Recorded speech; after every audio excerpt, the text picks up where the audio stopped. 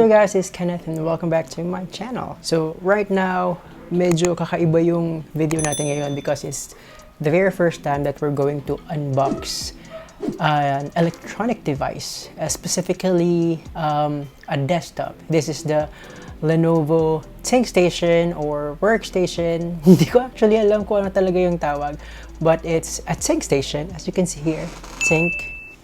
Think that serve as our workstation. It was sent to us by our friends from Lenovo Philippines. Para daw we can try and test it while we are working at home. Kasi it's very ideal daw for industries related to where I am. So it's ideal for engineering, architecture, medical, and science, and also finance daw. Meron tayong dalawang box, itong sa likod natin. These are the ones that we are going to unbox. So let's try now. Let's open this one right now.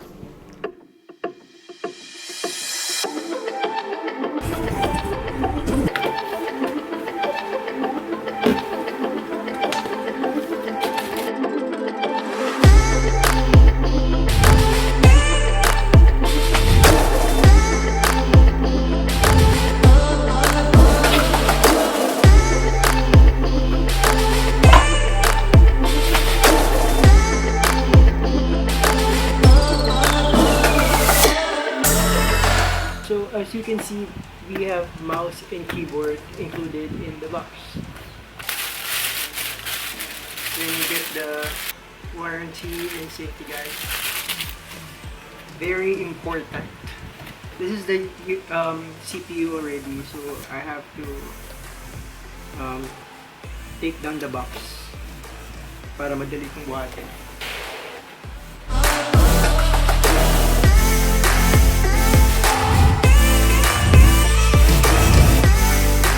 Front side, you have 4 USB slots, yung standard USB lang. Okay, and then you get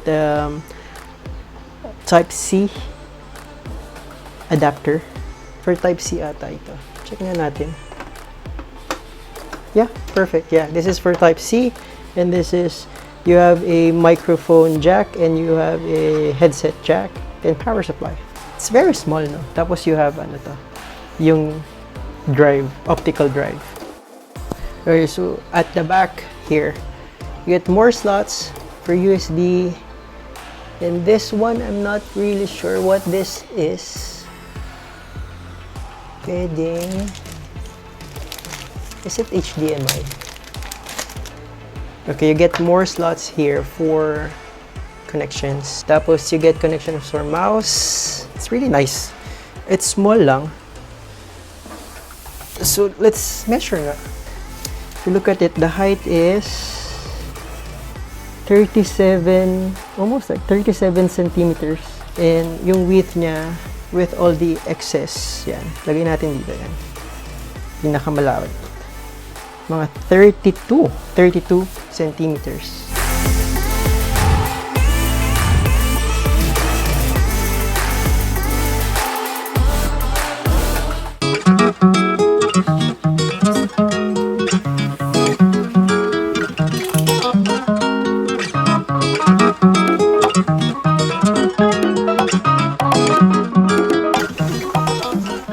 Whoa. So you got some cables, power cable, HDMI cable, you get USB. Sobrang daming wires. Like a okay, so stand.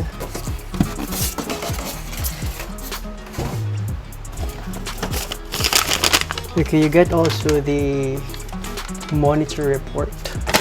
So you get some, hindi ko rin alam to, pero parang for energy something. For your electricity.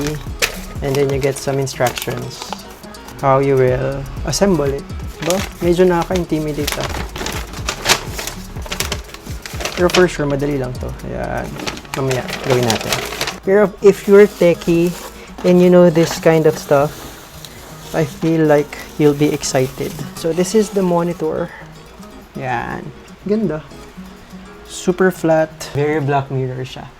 Nice. I-click mo lang siya. Okay, wait. Ayan. Easy lang pala, i-click mo lang.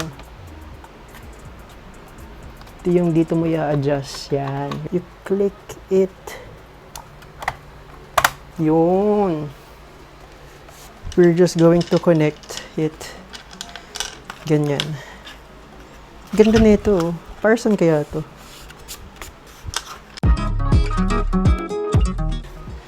Ta-da! So I think it's fine now.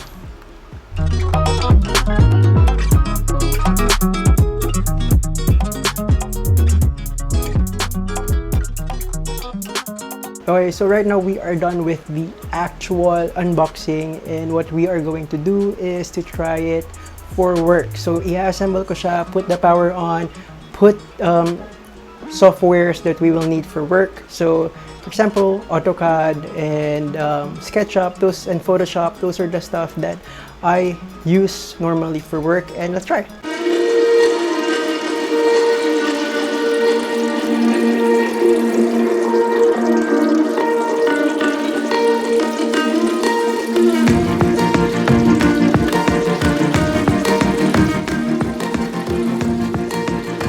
Hi guys, we're done with the whole setting up. So right now what we're going to do is to turn it on. Hindi pa siya nakabukas, pero look at this. So this is my whole work desk setup with the new Lenovo Workstation.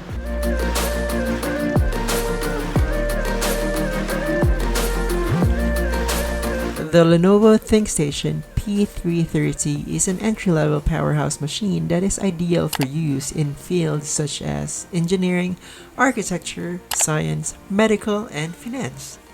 This workstation boasts on having ISV certification from all vendors, including Autodesk, Bentley, and Siemens, meaning this machine is certified as compatible for optimum usage with these programs.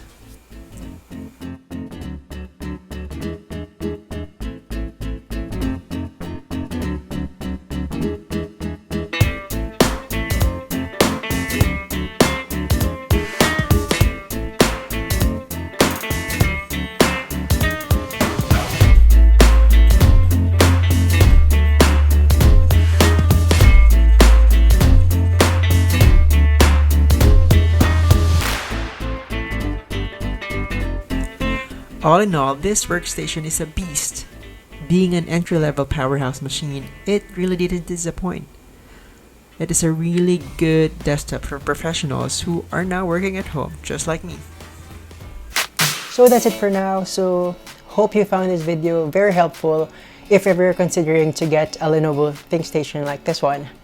And again, if you haven't subscribed yet, please don't forget to subscribe to my channel and also follow me on all my socials. I'll be also writing a blog about the Lenovo Thinkstation and put more specifications and technical details about it. So if you want to read about it, you can click on the link below. So once again, thank you very much, Lenovo Philippines, for hooking me up with this bad boy here. Once again, this is Kenneth, and hope you liked this video, and maybe someday we'll do more unboxing very soon.